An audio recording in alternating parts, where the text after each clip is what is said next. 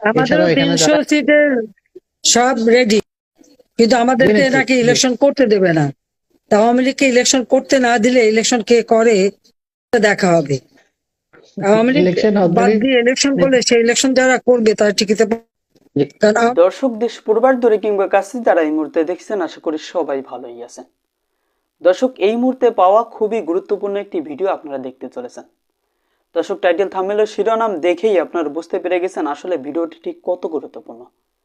দর্শক, বর্তমানে দেশের পরিস্থিতি চলতেছে সেটা আমাদের অবশ্যই খেয়াল করা উচিত। যেহেতু আপনি ভিডিওটি ক্লিক করেছেন সেহেতু আপনাকে অবশ্যই ধন্যবাদ জানাই। তো দর্শক, কথা আর বাড়াবো না, চলুন আমরা সেই কাঙ্ক্ষিত ভিডিওগুলি দেখে আসি। তবে তার আগে বলবো, যারা এখনও আমাদের চ্যানেলটিকে সাবস্ক্রাইব করেননি অবশ্যই চ্যানেলটিকে সাবস্ক্রাইব করে রাখবেন, আর যারা অলরেডি সাবস্ক্রাইব করে রেখেছেন তাদেরকে অসংখ্য ধন্যবাদ। তো দর্শক, কথা আর বাড়াবো না, চলুন আমরা সেই ভিডিওটুকু দেখে আসি। আমাদেরও এছাড়াও এখানে 300 যারা সিটের সব রেডি, কিন্তু আমাদেরকে জেনেছি নাকি ইলেকশন করতে দেবে না। তা আওয়ামী লীগকে ইলেকশন করতে না দিলে ইলেকশন কে করে সেটা দেখা হবে। আওয়ামী লীগ ইলেকশন বাদ অলরেডি দিয়ে ইলেকশন করলে সেই ইলেকশন যারা করবে তারা টিকিতে কারণ আওয়ামী লীগকে ভোট পেতে যাবে না তো, পার্সেন্টেজ বাড়বে কি করে? চুরি করে কত দেখি কত চুরি করতে পারে। এতদিন বদনাম দিয়েছে আমাদের বিরুদ্ধে, আমরা কোনোদিন কোনো ইলেকশন চুরি করা লাগেনি, আমরা জনগণেরই ভোট পেয়েছি। কিন্তু খালেদা জিয়া ভোট চুরির অপরাধে পদত্যাগে বাধ্য হয়েছিল। চুরি কারচুপি আওয়ামী লীগ করে না কখনো। স্বচ্ছ ব্যালট বাক্স, ছবি সহ ভোটার তালিকা সবই তো আওয়ামী লীগের করা।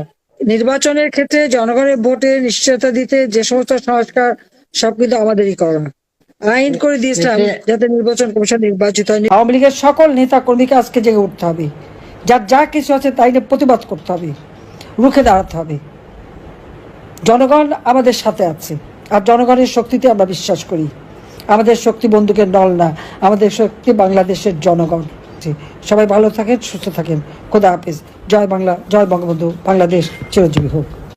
আগামী জাতীয় সংসদ নির্বাচনে বিএনপি থেকে মনোনয়ন বঞ্চিত হওয়ায় মাদারীপুরে ঢাকা ভাঙা এক্সপ্রেসওয়ে অবরোধ করে বিক্ষোভ করেছে সাজ্জাদ হোসেন সিদ্দিকী লাবলুর কর্মী সমর্থকরা। সন্ধ্যা 7:30টার দিকে শিবচর উপজেলার পাঁচচরে বিক্ষোভ করেন তারা। এর আগে বিকেলে দলের পক্ষ থেকে মাদারীপুর 1 আসনে জামান কামাল নুরুদ্দিন মোল্লার নাম ঘোষণা করা হয়। এতে এই আসনে মনোনয়ন প্রত্যাশী জেলা বিএনপির যুগ্ম আহ্বায়ক সাজ্জাদ হোসেন সিদ্দিকী লাবলু বাদ পড়েন।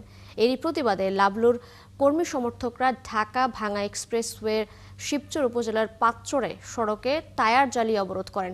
এতে রাজধানী ঢাকার সাথে দক্ষিণাঞ্চলের 21 জেলার যানবাহন চলাচল বন্ধ হয়ে যায়। আটকা পড়ে শত শত যানবাহন। ভোগান্তিতে পড়েন যাত্রী ও চালকরা। পরে পুলিশ এসে পরিস্থিতি নিয়ন্ত্রণে আনে।